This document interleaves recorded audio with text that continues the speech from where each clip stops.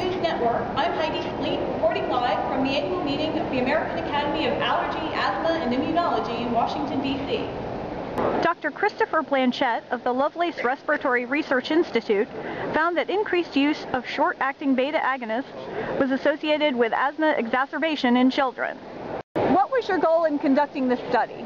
Well, we really wanted to explore the interaction between SABA exposure, SABA utilization, and exacerbation.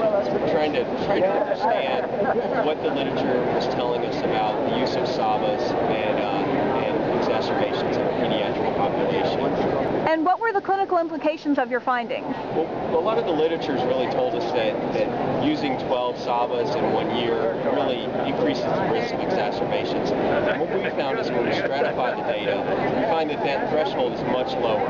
It's really somewhere between 2 and 6. And so when we explored several strata, looking at 0 to 2 and greater than 2, we find that exacerbation increases in a stepwise format. Then when we cut the threshold by 6, we find that that's clearly a high marker for exacerbations.